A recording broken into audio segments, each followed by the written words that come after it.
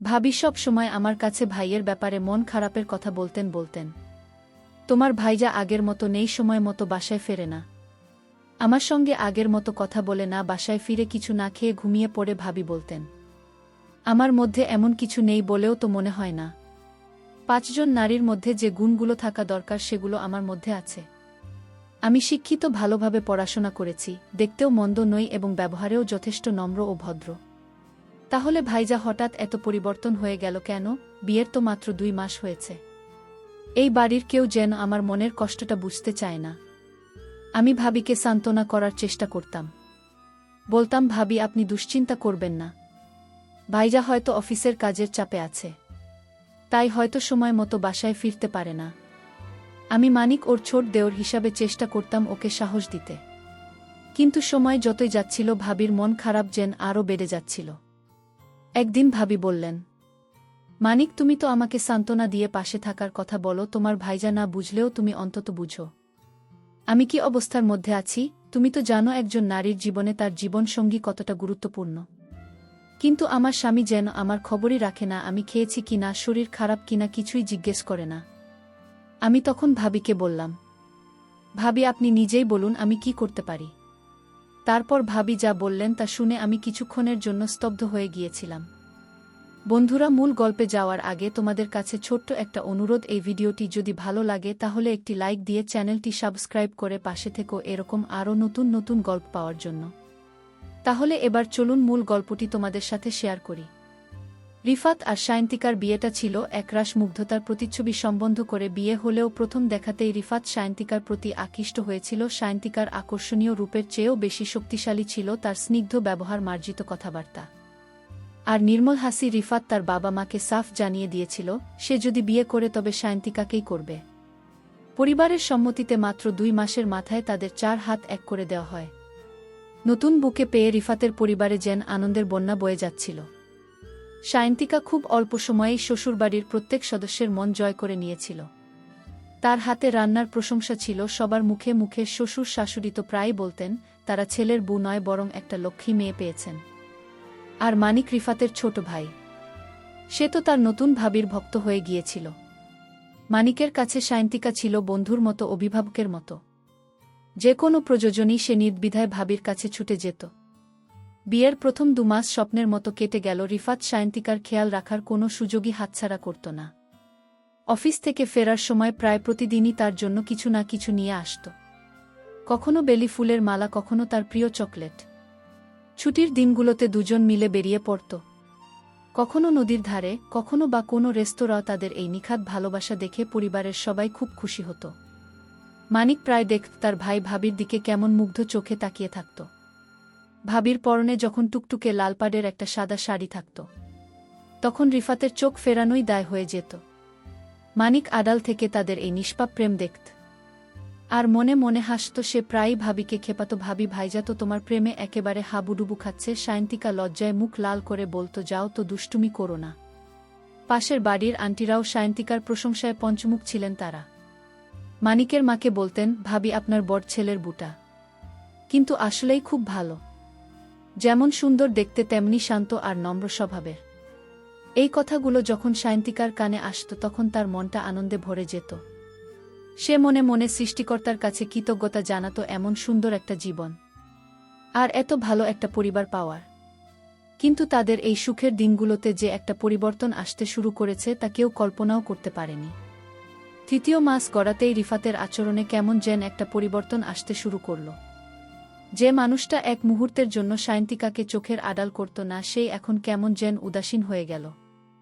Office থেকে ফিরতে তার দেরি হতে লাগল। ফিরে সোজা নিজের ঘরে গিয়ে দরজা বন্ধ করে দিত। প্রথম সায়ন্তিকা ভাবত হয়তো অফিসের কাজের চাপ বেড়েছে, কিন্তু দিন দিন রিফাতের দূরত্ব বাড়তেই থাকল। এখন সে আর আগের মতো সায়ন্তিকার সাথে গল্প করে না, ছুটির দিনে বাইরে যাবার কথা বলে না। বেশিরভাগ সময় তাকে দেখা যেত মোবাইল নিয়ে ব্যস্ত থাকতে। কেউ কিছু জিজ্ঞেস করলে বিরক্ত হয়ে উত্তর দিত। একদিন রাতে সায়ন্তিকা খুব সুন্দর করে সেজেগুজে রিফাতের জন্য অপেক্ষা করছিল। রিফাত যখন বাড়ি ফিরল তার মুখে ছিল রাজ্যের ক্লান্তি আর বিরক্তি। সায়ন্তিকতার দিকে এগিয়ে গিয়ে হাসি মুখে বলল, দেখো তো আমাকে কেমন লাগছে। রিফাত একবার নজরে তাকিয়ে কোনো উত্তর না দিয়ে ওয়াশরুমে চলে গেল। সায়ন্তিকার হাসিমাখা মুখটা এক মুহূর্তে ফ্যাকাশে হয়ে গেল। তার বুকের ভেতরটা অজানা আশঙ্কায় কেঁপে উঠল। সেদিন রাতে সে নীরবে অনেক চোখের জল ফেলেছিল, যার খবর রিফাত রাখেনি। রিফাতির এই আকস্মিক পরিবর্তন শান্তিকাকে ভীষণভাবে ভাবাতে লাগল।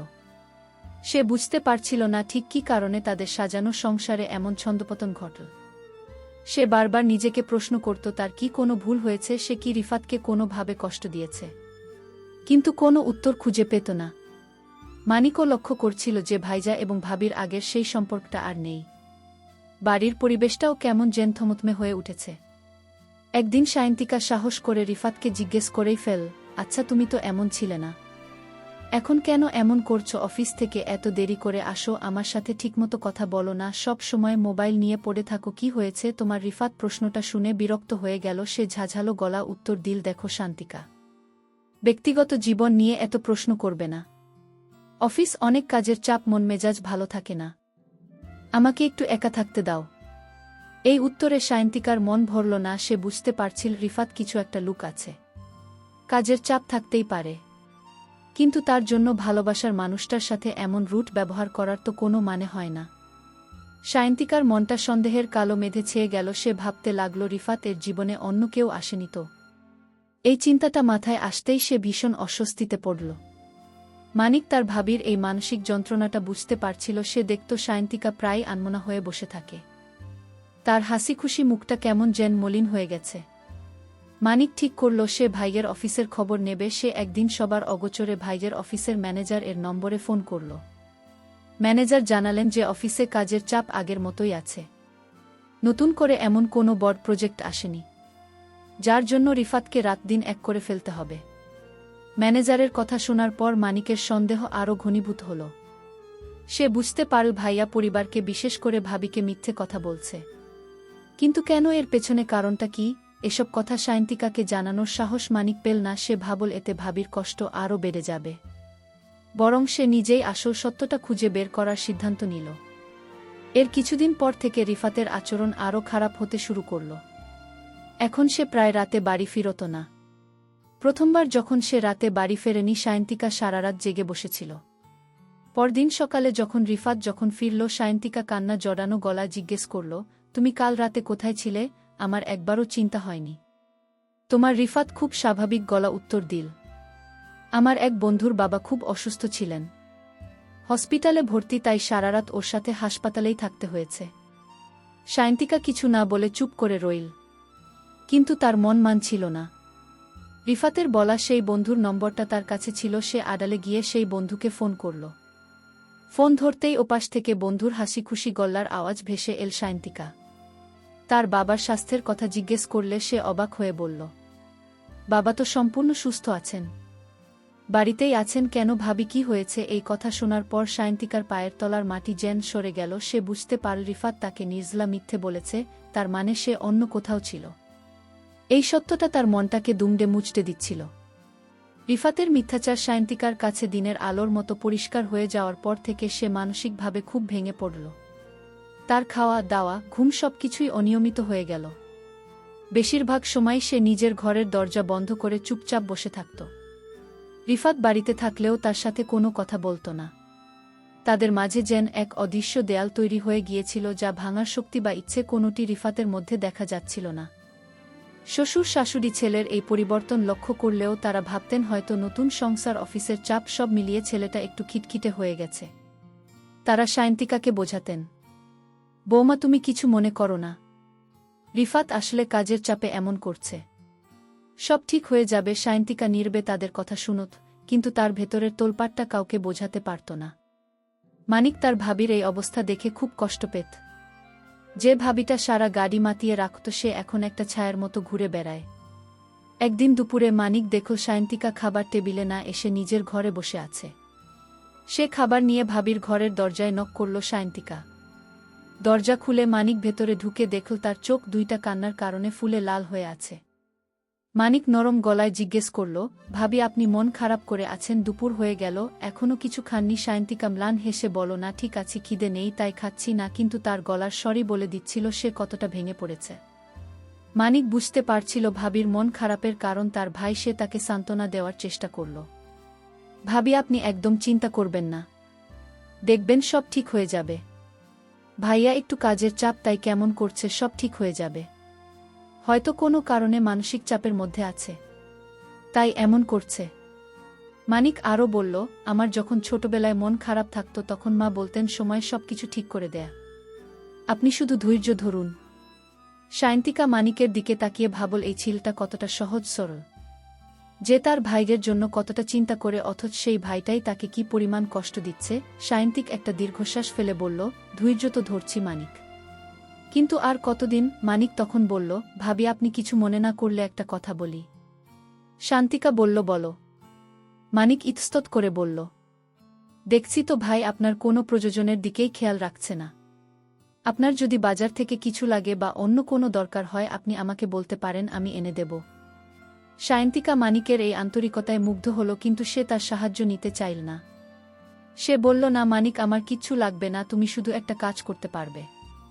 তোমার ভাইয়ার দিকে একটু লক্ষ্য রেখো, সে কোথায় যায়, কার সাথে মেশে, এই খবরগুলো কি আমাকে এনে দিতে পারবে? মানিকের বুকটা ধক করে উঠল। ভাবি তাকে গোয়েন্দাগিরি করতে বলছে, কিন্তু ভাবির ছলছল চোখের দিকে তাকিয়ে সে না করতে পারল না। সে বলল, ঠিক আছে ভাবি, আমি চেষ্টা করব। মানিক তার ভাবিকে কথা দেওয়ার পর থেকেই রিফাতের উপর নজর রাখতে শুরু করে, কিন্তু রিফাত এতটাই চালাচ্ছিল যে তাকে অনুসরণ করা সহজ ছিল না। সে প্রায় এমনভাবে বাসা থেকে বের হতো বা এমনভাবে কথা বলতো যাতে কেউ তার গতিবিধি সম্পর্কে আঁচ করতে না পারে। মানিক কয়েকবার চেষ্টা করেও ব্যর্থ হল। সে বুঝতে পারল এই কাজটা তার জন্য বেশ কঠিন। এদিকে সায়ন্তিকার অবস্থা দিন দিন আরও খারাপ হচ্ছিল। সে এখন বেশিরভাগ সময় অসুস্থ থাকত। ঠিকমতো না খাওয়ার কারণে শরীরটা একদম ভেঙে গিয়েছিল। বাড়ির অন্য সদস্যরা তার এই অবস্থাকে সাধারণ অসুস্থতা বলে মনে করলেও মানিক জানত এর আসল কারণ শারীরিক নয়, মানসিক। ভাইয়ের প্রতি এক রাশ ঘৃণা আর ভাবির জন্য এক রাশ করুণা নিয়ে মানিকের দিন কাটছিল। একদিন সন্ধ্যায় মানিক নিজের ঘরে বসে টিভি দেখছিল। হঠাৎ তার কানে ভেসে এল উপরে কিছু একটা পড়ে যাওয়ার শব্দ হলো, সাথে রিফাতের রেগে বলা কথার আওয়াজ। খানিক দৌড়ে উপরে গেল, গিয়ে দেখল তাদের ঘরের মেঝেতে একটা ফুলদানি ভেঙে পড়ে আছে। আর রিফাত রাগের মাথায় সায়ন্তিকাকে উদ্দেশ্য করে কিছু বলছিল। সায়ন্তিকা দেয়ালের সাথে মিশে গিয়ে নীরবে কাঁদছে। মানিককে দেখে রিফাত কিছুটা থমকে গেল। সে আর কিছু না বলে ঘর থেকে হন হন করে বেরিয়ে গেল। মানিক সাবধানে ঘরে ঢুকে দেখল সায়ন্তিকা মাটিতে বসে অঝরে কাঁদছে। তার কান্না দেখে মানিকের বুকের ভেতরটা মোচ দিয়ে উঠল। সে ভাবির পাশে গিয়ে বসে আলতো করে ডাকল, ভাবি। সায়ন্তিকা কান্নারত চোখ তুলে তার দিকে তাকাল। তার চোখে ছিল রাজ্যের হতাশা আর কষ্ট। মানে কি বলে তাকে সান্ত্বনা দেবে ভেবে পাচ্ছিল না। সে শুধু বলল, ভাবি আপনি কাঁদবেন না, ভাইজা হয়তো রাগের মাথায় কিছু বলেছে, আপনি মন খারাপ করবেন না। সায়ন্তিকা কান্না জড়ানো গলায় বলল, আর কত সহ্য করব মানিক, আমার কি অপরাধ সেটাই তো আমি জানি না। বিয়ের আগে কত স্বপ্ন দেখেছিলাম, ভেবেছিলাম আমার সংসারটা সুখের হবে। এখন মনে হচ্ছে আমার জীবনে শান্তি খুঁজে পাওয়া কঠিন হয়ে যাচ্ছে। তার কথাগুলো মানিকের বুকে তীরের মতো বিন ছিল। মানিক তাকে বোঝানোর চেষ্টা করল, ভাবি প্লিজ এমন করে বলবেন না। ভাইজা ইদানিং অনেক চিন্তায় থাকে, তাই হয়তো মেজাজ ঠিক রাখতে পারছে না। আপনি প্লিজ আরেকটু ধৈর্য ধরুন, আমি কথা দিচ্ছি আমি সবকিছু ঠিক করে দেব। মানিকের এই আশ্বাস সায়ন্তিকার মনে কিছুটা হলেও বল জুগিয়েছিল। সে মানিকের দিকে তাকিয়ে বলল, তুমি আমার শেষ ভরসা মানিক। তুমি যদি তোমার ভাইয়ের এই পরিবর্তনের কারণটা খুঁজে বের করতে পারো, তাহলে আমি অনেক বড় একটা বোঝা থেকে মুক্তি পাব। তার এই অসহায় চাহনি মানিকের মনে গভীর দাগ কেটে গেল। সে মনে মনে প্রতিজ্ঞা করল, যেভাবেই হোক সে এই রহস্যের শেষ দেখেই ছাড়বে। সে তার ভাবিকে আর এভাবে কষ্ট পেতে দেবে না। মানিকের সান্ত্বনা আর আশ্বাসের পর সায়ন্তিকা কিছুটা শান্ত হলেও রিফাতের আচরণে কোনো পরিবর্তন এল না, বরং তার রুটটা যেন দিন দিন সীমা ছাড়িয়ে যাচ্ছিল। সে এখন সায়ন্তিকার সাথে কথা বলা তো দূরে থাক, তার ছায়াও মারাতে চাইত না। সায়ন্তিকা কিছু জিজ্ঞেস করতে গেলেই সে হয় এড়িয়ে যেত, নয়তো এমনভাবে উত্তর দিত যা সায়ন্তিকার আত্মসম্মানে গিয়ে লাগত। বাড়ির পরিবেশটা এতটাই বিষাক্ত হয়ে উঠেছিল যে মানিকেরও সেখানে থাকতে অস্বস্তি হতো। তার বাবা মা বুঝতে পারছিলেন যে তাদের ছেলে বুয়ের মধ্যে মারাত্মক কোনো সমস্যা চলছে, কিন্তু রিফাতের এক গুয়ে স্বভাবের কারণে তারাও কিছু বলতে সাহস পাচ্ছিলেন না। তারা শুধু নির্বেশ সব কিছু দেখতেন আর দীর্ঘশ্বাস ফেলতেন। একদিন সন্ধ্যায় রিফাত খুব ক্লান্ত হয়ে বাড়ি ফিরল। তার চোখমুখ দেখেই বোঝা যাচ্ছিল সে প্রচণ্ড মানসিক চাপের মধ্যে আছে। সে ঘরে ঢুকেই বিছানায় চুপচাপ শুয়ে পড়ল সায়ন্তিকা। তার জন্য এক গ্লাস পানি নিয়ে এগিয়ে গেল। সে কঠোর গলায় বলে উঠল, আমার থেকে এখন একটু দূরে থাকো। তার এই আচরণে সায়ন্তিকা পাথরের মতো স্তব্ধ হয়ে গেল। মানিক পাশের ঘর থেকে ভাইয়ার চিৎকার শুনে ছুটে এল। সে দরজার আড়ালে দাঁড়িয়ে সব দেখছিল। সায়ন্তিকা ভাঙা গলায় জিজ্ঞেস করল, আমি কি করেছি, কেন আমার সাথে এমন করছো? তার এই প্রশ্নে রিফাতের ভেতরে চেপে রাখা সব রাগ যেন আগ্নেয়গিরির মতো ফেটে পড়ল। সে বিছানা থেকে উঠে দাঁড়িয়ে সায়ন্তিকার মুখের উপর বলল, তুমি কি করেছ সেটা বড় কথা নয়। বড় কথা হলো আমার মনে হচ্ছে আমরা আর একে অপরের পাশে থাকতে পারছি না। কথাগুলো যেন শুনে সায়ন্তিকা ভেঙে পড়ল। সে অবিশ্বাস্য দৃষ্টিতে রিফাতের দিকে তাকিয়ে রইল। যে মানুষটা একদিন তাকে ছাড়া এক মুহূর্ত থাকতে পারত না, সে আজ বলছে তাকে প্রয়োজন নেই। এটা বিশ্বাস করা তার জন্য মৃত্যুর চেয়েও কঠিন ছিল। রিফাত সেখানেই থামল না। সে আরও এক ধাপ এগিয়ে গিয়ে বলল, আমি চাই তুমি এই বাড়ি থেকে চলে যাও। তুমি চাইলে তোমার মনের মতো সিদ্ধান্ত নিতে পারো, কিন্তু আমার চোখের সামনে থেকে দূর হয়ে যাও। আমি তোমাকে আর দেখতে চাই না। এই কথা শোনার পর সায়ন্তিকার আর দাঁড়িয়ে থাকা শক্তি ছিল না। সে টলটলে মাটিতে বসে পড়ল। তার মনে হচ্ছিল তার পুরো পৃথিবীটা যেন ঘুরছে, তার মাথায় যেন ঝড় বয়ে যাচ্ছিল। দরজার আড়ালে দাঁড়ানো মানিক্য স্তম্ভিত হয়ে গিয়েছিল। সে কল্পনাও করতে পারেনি তার ভাই এতটি নিষ্ঠুর হতে পারে। তার চোখ ছিল অস্ত্রসিক্ত। এটা ছিল তার জীবনের সবচেয়ে বড় আঘাত। রিফাতের বলার শেষ কথাগুলো সায়ন্তিকার সমস্ত সত্তাকে নাড়িয়ে দিয়েছিল। তোমাকে আমার প্রয়োজন নেই, চাইলে এই বাড়ি ছেড়ে যেতে পারো। এই শব্দগুলো প্রতি মুহূর্তে তার কানে বাজছিল। সে সারারাত এক ফোঁটাও ঘুমাতে পারেনি। তার মনে হচ্ছিল সে যেন একা হয়ে পড়েছে। মনের ভেতরে ভেতরে যে মানুষটাকে ভালোবেসে বিশ্বাস করে সে জিনিস সবটা উজাড় করে দিয়েছিল, সেই মানুষটাই আজ তাকে এভাবে দূরে ঠেলে দিচ্ছে। পরদিন সকালে সায়ন্তিকার চোখ দুইটা ফুলে ঢোল হয়ে গিয়েছিল। সে ঘর থেকে বের হয়নি। মানিক কয়েকবার এসে ডেকে গেলেও কোনো সাড়া পায়নি। দুপুরের দিকে যখন মানিক আবার এলো তখন সায়ন্তিকা দরজা খুল। তার বিধ্বস্ত চেহারা দেখে মানিকের বুকটা ফেটে যাচ্ছিল। সে বুঝতে পারছিল ভাবি কতটা যন্ত্রণার মধ্যে দিয়ে যাচ্ছে। মানিক ঘরে ঢুকে বলল, ভাবি, আপনি এভাবে নিজেকে কষ্ট দেবেন না। ভাইজা রাগের মাথায় কি বলেছে তা নিয়ে বসে থাকলে তো চলবে না। সায়ন্তিকা শূন্য দৃষ্টিতে তার দিকে তাকাল। তার চোখে কোনো জল ছিল না, ছিল একরা শূন্যতা। সে ফিসফিস করে বলল, রাগ? এটা রাগ নয় মানিক, এটা ঘৃণা। সে আমাকে ঘৃণা করে মানে কি বলবে ভেবে পাচ্ছিল না। সে শুধু বলল, আমি আছি তো আপনার পাশে, আমি সত্যিটা খুঁজে বের করবই। এই কথা শুনে সায়ন্তিকার শূন্য চোখে হঠাৎ এক অদ্ভুত দ্যুতি খেলে গেল। সে মানিকের দিকে স্থির দৃষ্টিতে তাকাল। তার সেই চাহনি ছিল রহস্যময়। সে খুব শান্ত কিন্তু দৃঢ় গলায় বলল, মানিক, তুমি যদি সত্যি সত্যি তোমার ভাইয়ের এই আচরণের পেছনের কারণটা খুঁজে বের করে আমাকে জানাতে পারো, তাহলে আমি তোমার সাথে একটি ব্যক্তিগত কথা বলবো। মানিক অবাক হয়ে গেল। ব্যক্তিগত কথা? ভাবির আবার তার সাথে কিসের ব্যক্তিগত কথা থাকতে পারে? শান্তিকা বলে, চল, এমন একটা কথা যা এই পৃথিবীতে আর কেউ জানবে না, শুধু তুমি জানবে। কিন্তু শর্ত একটাই, তোমাকে আসল সত্যটা খুঁজে বের করতে হবে। কোনো অনুমান নয়, একেবারে সঠিক। কারণ শান্তিকারী কথাতে মানিক কিছুটা দ্বিধায় পড়ে গেল। তার মনে এক ধরনের কৌতূহল তৈরি হল। ভাবি তার সাথে কি কথা বলতে চায় যা শুধু আমি জানব? তার মনে হলো এই রহস্যের জট খুলতে হলে তাকেই প্রস্তাবে রাজি হতেই হবে। তাছাড়া ভাবিকে এই যন্ত্রণা থেকে মুক্তি দেওয়াটাও তার দায়িত্ব। সে শান্তিকার চোখের দিকে তাকিয়ে বলল, আমি রাজি ভাবি, আমি আপনার জন্য সবকিছু করতে পারি। আমি ভাইয়ার এই পরিবর্তনের কারণ খুঁজে বের করবই। সায়ন্তিকার মুখে একটা ক্ষীণ হাসির রেখা ফুটে উঠে মিলিয়ে গেল। সে বলল, আমার বিশ্বাস ছিল তুমিই পারবে। এখন যাও, তোমার কাজে লেগে পড়ো। আমি তোমার খবরের অপেক্ষায় থাকব। মানিক ঘর থেকে বেরিয়ে এল এক নতুন প্রত্যয় নিয়ে। তার মনে হচ্ছিল সে খুব বড় একটা রহস্যের কিনারে এসে দাঁড়িয়েছে। একদিকে ভাইয়ার অদ্ভুত আচরণ, অন্যদিকে ভাবির রহস্যময় প্রস্তাব। সবকিছু মিলিয়ে পরিস্থিতিটা আরও জটিল হয়ে উঠেছিল। ভাবির সাথে করা চুক্তি মানিককে এক নতুন উদ্যম এনে দিল। সে এবার পণ করল, যেভাবেই হোক রিফাতের রহস্য সে ভেদ করবে। সে আগের চেয়েও বেশি সতর্কতার সাথে রিফাতের উপর নজর রাখতে শুরু করল। সে রিফাতের অফিস এর সময়, ফেরার সময়, ছুটির দিনে কোথায় যায় সবকিছু ডায়েরিতে নোট করতে লাগল। কয়েকদিন ধরে লক্ষ্য করার পর সে একটা জিনিস খেয়াল করল। রিফাত প্রায় একটা নির্দিষ্ট এলাকার দিকে যায়, যেদিকে নামকরা কয়েকটা হাসপাতাল আর ক্লিনিক আছে। মানিকের মনে খটকা লাগল, ভাইজা কি অসুস্থ? কিন্তু তাকে দেখে তো সেরকম কিছু মনে হয় না। তবু সে ঠিক করল পরের বার রিফাত ওদিকে গেলে সে তাকে অনুসরণ করবে। সুযোগটা আসতে বেশি দেরি হল না। এক ছুটির দিনে রিফাত সকালে কাউকে কিছু না বলে বেরিয়ে গেল। মানিকও একটা বাইক নিয়ে তার পিছু নিল। রিফাতের গাড়িটা গিয়ে থামল শহরের সবচেয়ে বড় একটি হাসপাতালের সামনে। মানিক দূর থেকে দেখল রিফাত গাড়ি থেকে নেমে সোজা হাসপাতালের ভেতরে ঢুকে গেল। মানিকের বুকের ভেতরটা ধক করে উঠল। এটা তো বড় হাসপাতাল, এখানে ভাইয়ার কি কাজ? সে বাইকটা পার্ক করে হাসপাতালে বাইরে অপেক্ষা করতে লাগল। তার মনে হাজারো দুশ্চিন্তা ভিড় করছিল। প্রায় 2 ঘন্টা পর রিফাত হাসপাতাল থেকে বেরিয়ে এল।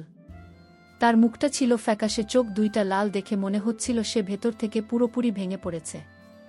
সে যখন গাড়ির দিকে এগিয়ে আসছিল, মানিক আর নিজেকে আটকে রাখতে পারল না। সে দৌড়ে গিয়ে রিফাতের সামনে দাঁড়াল। ভাইজা! মানিককে হঠাৎ নিজের সামনে দেখে রিফাত চমকে উঠল। সে নিজেকে সামলে নিয়ে কঠোর গলায় বলল, তুই এখানে কি করছিস? আমার পিছনে আছিস? মানিক কোনো ভনিতা না করে সরাসরি জিজ্ঞেস করল, তুমি এই হাসপাতাল থেকে বের হচ্ছ কেন? ভাইজা, কি হয়েছে? তোমার ভাবিকে কেন বলেছ এই বাড়ি ছেড়ে চলে যেতে? সত্যিটা আমাকে বলো। মানিকের সরাসরি প্রশ্নে রিফাত প্রথমে চুপ করে গেল। তার চেহারাটা যন্ত্রণায় বিকৃত হয়ে গেল। সে মুখ ঘুরিয়ে নিতে চাইল, কিন্তু মানিক তার ভাইয়ার হাত ধরে ফেলল।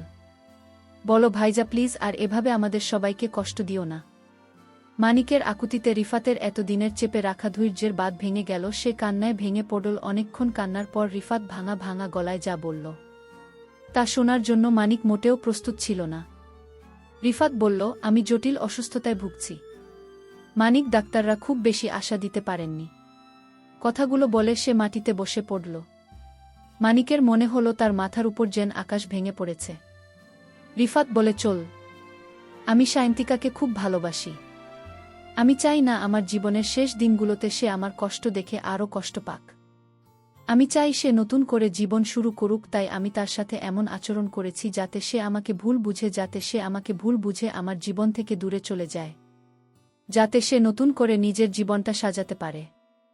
আমি তাকে কষ্ট দিয়েছি শুধু তার ভালোর জন্যই। ভাইয়ের কথাগুলো শুনে মানিকের চোখ দিয়ে অঝরে জল পড়তে লাগল। সে বুঝতে পারল তার ভাই এতদিন কি ভয়ঙ্কর এক যন্ত্রণা একাই বয়ে বেড়াচ্ছিল।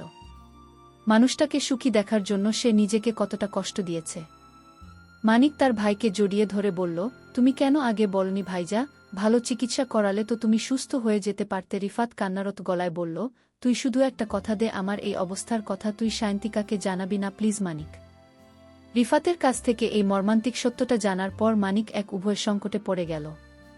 একদিকে ভাইয়ের করা অনুরোধ, অন্যদিকে ভাবির কাছে করা প্রতিজ্ঞা। সে কি করবে কিছুই বুঝতে পারছিল না। সারা রাত তার ঘুম এল না। সে ভাবছিল সায়ন্তিকাকে এই সত্যিটা জানানো কি ঠিক হবে? এটা জানার পর সে কি আরও বেশি ভেঙে পড়বে, নাকি এই সত্যিটা তার জানা প্রয়োজন? অনেক ভাবার পর মানিক সিদ্ধান্ত নিল সায়ন্তিকার এই সত্যিটা জানার অধিকার আছে। রিফাত তাকে ভালোবেসে দূরে ঠেলে দিচ্ছে, আর সায়ন্তিকা তাকে ভুল বুঝে কষ্ট পাচ্ছে। এই ভুল বোঝাবুঝির অবসান হওয়া দরকার। ভালোবাসা মানে একসাথে সব লড়াই করা, পালিয়ে যাওয়া নয়। এই কঠিন সময়ে সায়ন্তিকার রিফাতের পাশে থাকা উচিত। পরদিন সকালে মানিক সায়ন্তিকার ঘরে গেল। সায়ন্তিকা অধীর আগ্রহে তার জন্য অপেক্ষা করছিল। মানিককে দেখেই সে জিজ্ঞেস করল, কিছু জানতে পারলে? মানিক কোনো ভূমিকা না করে ধীরে ধীরে রিফাতের অসুস্থতার কথা, তার হাতে সময় কম থাকার কথা, এবং কেন সে সায়ন্তিকার সাথে এমন রুট আচরণ করছিল তার সব কিছু খুলে বলল। সবটা শোনার পর সায়ন্তিকা প্রথমে স্তব্ধ হয়ে গিয়েছিল। সে বিশ্বাসই করতে পারছিল না যে মানুষটাকে সে এতদিন ভুল বুঝে এসেছে, সে আসলে তাকে পৃথিবীর সবচেয়ে বেশি ভালোবেসে এই নিদারুণ কষ্ট একাই সহ্য করছিল। তার ভুলের কারণটা কোনো ঘৃণা বা প্রতারণা নয়, বরং তার প্রতি নিখাজ নিঃস্বার্থ ভালোবাসা, তার এতদিনের জমানো সব কষ্ট, সব অভিমান এক মুহূর্তে চোখের জলে ধুয়ে গেল। মানিক তখন জিজ্ঞেস করল, ভাবি, আপনি যে বলেছিলেন একটা ব্যক্তিগত কথা বলবেন?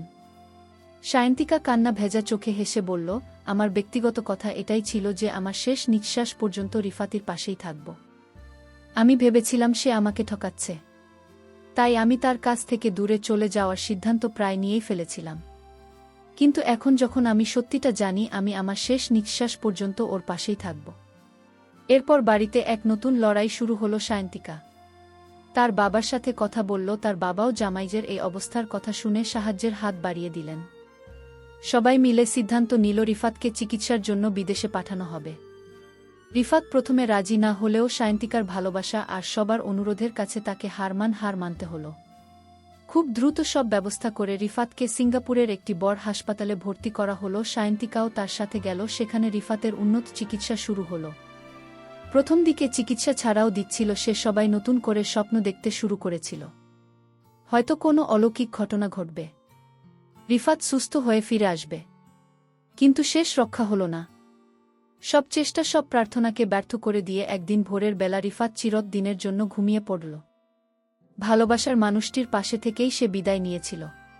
গল্পটি আমাদের শেখায় যে সত্যিকারের ভালোবাসা কখনো কখনো কঠিন সিদ্ধান্ত নিতে বাধ্য করে। রিফাত তার স্ত্রীকে ভালোবেসেই তাকে দূরে ঠেলে দিতে চেয়েছিল, যা ছিল একটি ভুল সিদ্ধান্ত।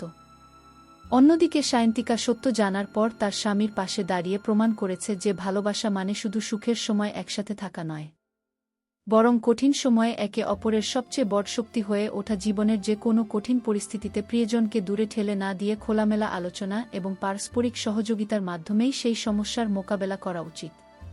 কারণ ভুল বোঝাবুঝি সম্পর্কের অবনতি ঘটায়, কিন্তু বিশ্বাস আর ভালোবাসা যে কোনো প্রতিকূলতাকে জয় করার শক্তি যোগায়।